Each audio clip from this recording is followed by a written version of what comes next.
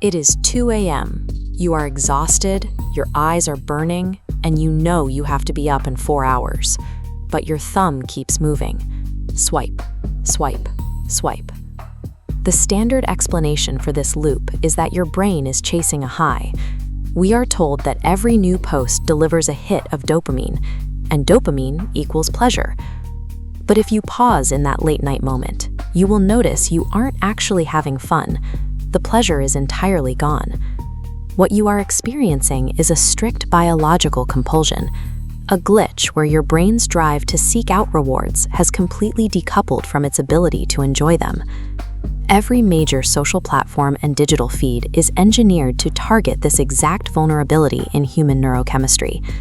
They do not need you to like the content. They just need your nervous system to demand the next swipe.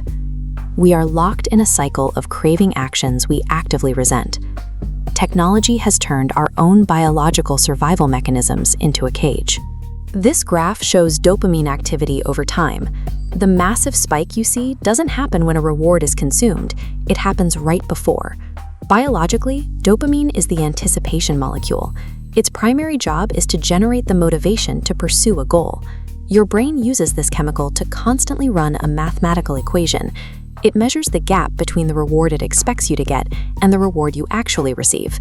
When you receive a reward that is surprisingly better than expected, the equation produces what neuroscientists call a reward prediction error, or RPE.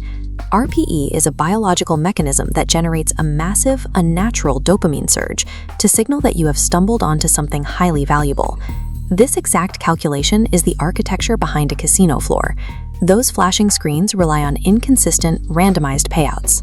Because the brain never knows exactly when the jackpot will hit, the anticipation never resolves, locking the user into a perpetual state of seeking. Your phone functions the same way. The randomized red badges, the vibrating alerts, the one viral post mixed in with 3 boring ones, algorithms weaponize variable rewards to trigger relentless, unpredictable dopamine spikes.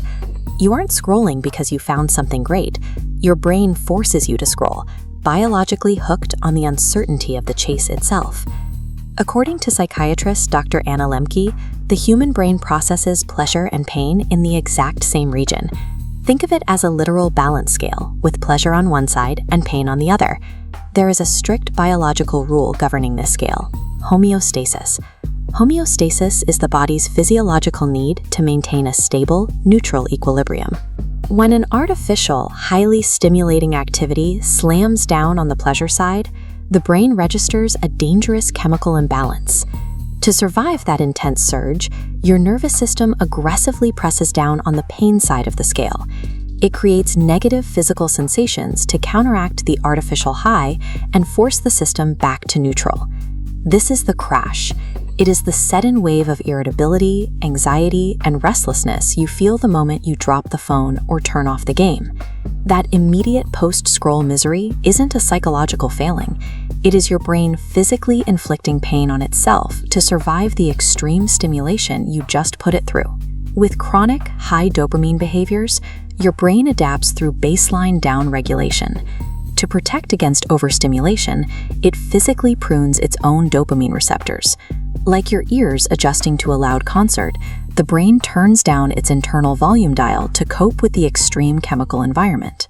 Once those receptors are pruned, the volume of normal life is too low to hear.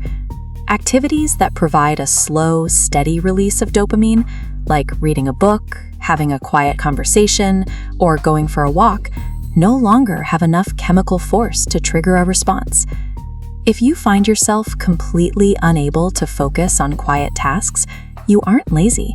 Your brain has physically lost the capacity to register joy from low-stimulus activities. The drive of wanting is generated by the ventral tegmental area, or VTA, while the actual experience of liking is handled separately by the opioid system. Algorithms manipulate your VTA, making it glow with intense craving, while your opioid system remains completely dark. Escaping this trap requires us to recognize the difference between the two. We must stop confusing an artificial, chemically induced craving for genuine human enjoyment. The biological fix is a deliberate reset. It requires stepping entirely away from highly engineered digital stimulation by walking outside and leaning into temporary boredom. This allows the neurochemical balance scale to level out. When you endure a brief fast from artificial dopamine, your brain goes back to work.